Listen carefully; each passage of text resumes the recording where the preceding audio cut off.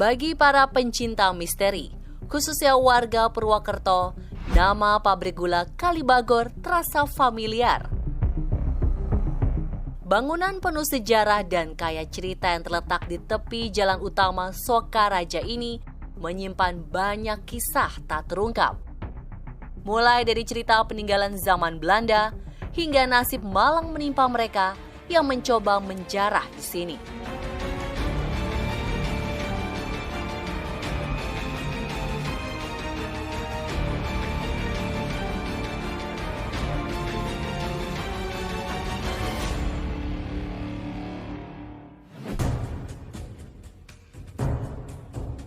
Setelah terbengkalai selama puluhan tahun, bangunan bekas pabrik gula dimanfaatkan sebagai pabrik garmen. Meski bangunan utama telah direnovasi dan diperbaharui, berbagai cerita yang membuat bulu kuduk berdiri masih melekat di masyarakat.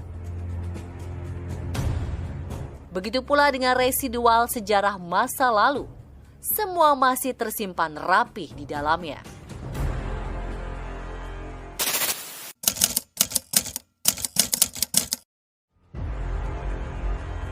Misalnya dari suara, penampakan pun dulu pas masih kosong itu, kayak gelas pecah sendiri itu pas ada kopinya itu kan.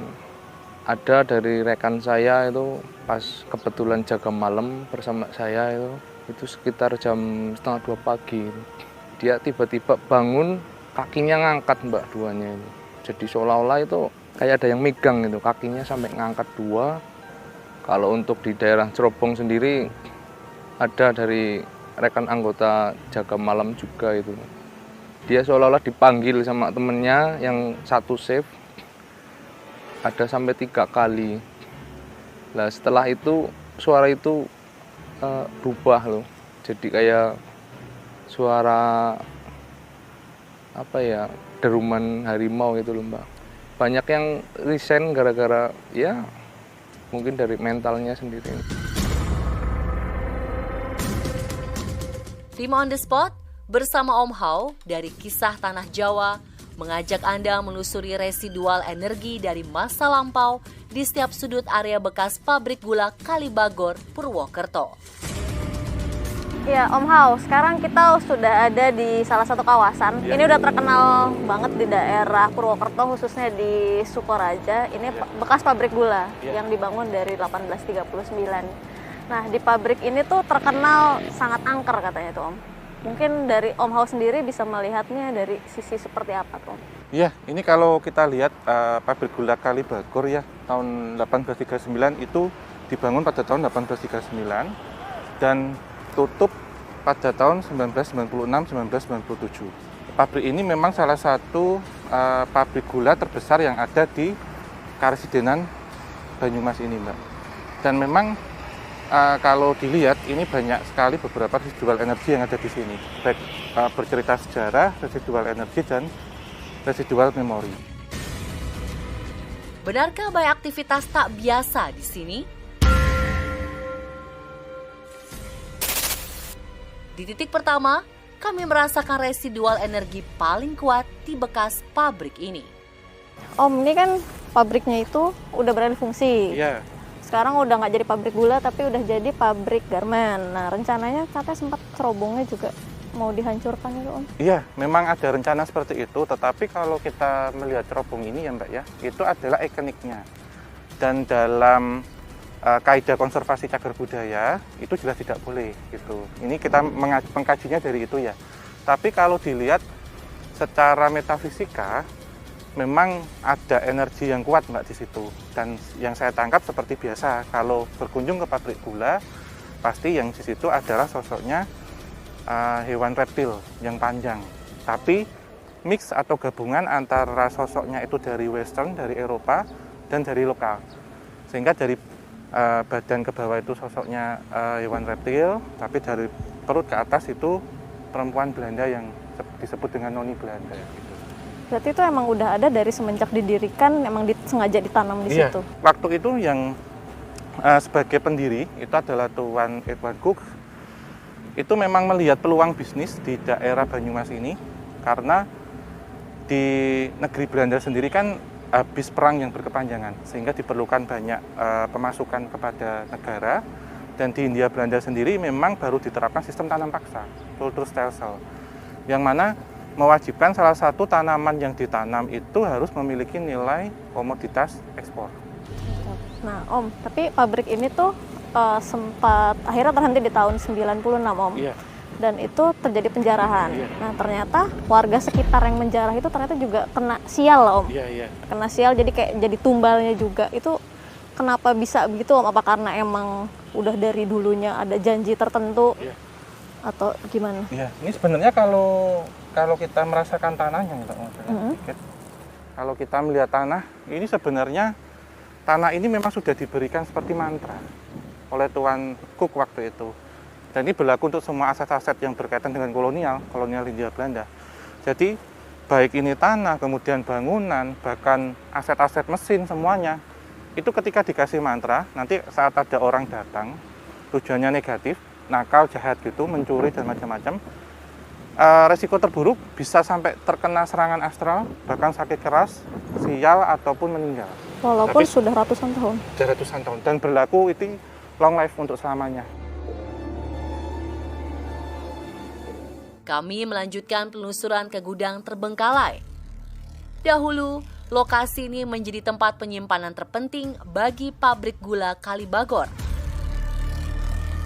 Menurut Om Hao, tempat penyimpanan gula sangat aman. Siapapun tak akan bisa mencurinya, baik itu manusia, serangga, dan hewan lain.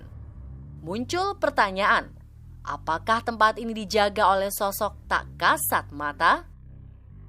Nah Om, sekarang kita udah di depan, sepertinya sih sebuah gudang ya?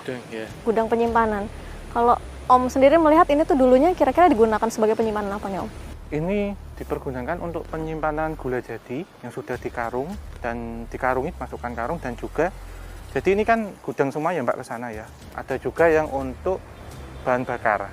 Karena kita mengingat tadi dekat dengan cerobong dan juga bahan bakar untuk lokomotif uap yang tipenya ada di sebelah sana, remisenya.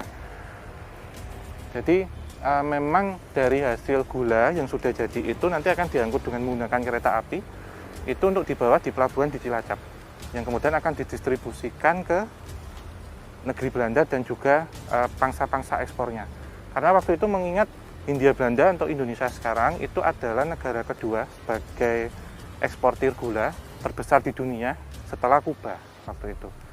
Tapi Om, kan dia pabrik gula ya, dan ini kan gudang penyimpanan. Biasanya kan gula tuh banyak mengundang hewan, semut apalagi karena manis, tikus. Nah, kira-kira gimana caranya dulu tuh biar mereka terhindar dari hewan-hewan yang tidak diundang itu Om? Iya, jadi memang ada dua treatment ya waktu itu, seperti untuk pembasmian hama dan bahkan jamur dan macam-macam.